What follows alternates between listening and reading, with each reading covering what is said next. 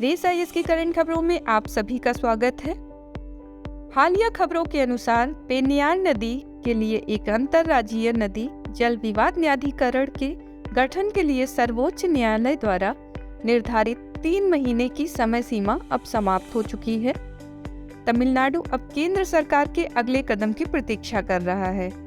आज हम इसी टॉपिक पर बात करने वाले हैं। सुप्रीम कोर्ट ने दिसंबर में केंद्र को कर्नाटक और तमिलनाडु के बीच जल के बंटवारे पर विवाद को हल करने के लिए 3 महीने के भीतर पेन्नियार नदी जल विवाद न्यायाधिकरण का गठन करने का निर्देश दिया था।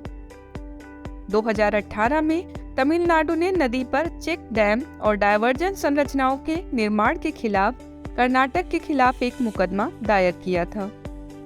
30 नवंबर 2019 को तमिलनाडु ने औपचारिक रूप से केंद्र सरकार से अनुरोध किया था कि नदी के पानी पर विवादों के निपटारे के लिए एक न्यायाधिकरण का गठन किया जाए। दिसंबर 2022 के मध्य में सुप्रीम कोर्ट ने केंद्र को तमिलनाडु और कर्नाटक के बीच विवाद को हल करने के लिए न्यायाधिकरण गठित करने के लिए 3 महीने का समय दिया था।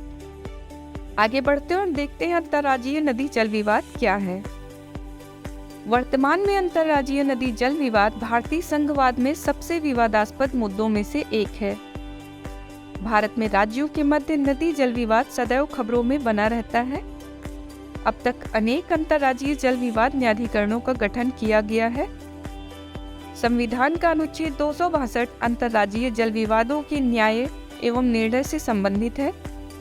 संविधान के अनुच्छेद 131 के तहत सर्वोच्च न्यायालय अपने मूल अधिकार क्षेत्र में भारत सरकार और एक या अधिक राज्यों के बीच या भारत सरकार और किसी राज्य या राज्यों के बीच विवाद या 2 से अधिक राज्यों के बीच जल विवाद का निर्णय करता है। आइए पेन्नियार नदी के बारे में जानते हैं। यह नदी कर्नाटक के चिक्काबल्लापुरा जिले में नंदी पहाड़ियों से निकलकर तमिलनाडु के बड़े क्षेत्र में प्रवाहित होते हुए बंगाल की खाड़ी में विलुप्त हो जाती है। चिन्नार, मारकंडा, वानियार और पंबन इसकी प्रमुख सहायक नदियां हैं। इस नदी की कुल लंबाई 597 किलोमीटर है, जो कावेरी के बाद तमिलनाडु की दूसरी सबसे लंबी नदी है। यह पेन्नार और कावेरी घाटियों के बीच स्थित 12 घाटियों में से दूसरी सबसे बड़ी अंतर्राज्यीय पूर्व की ओर बहने वाली नदी घाटी है।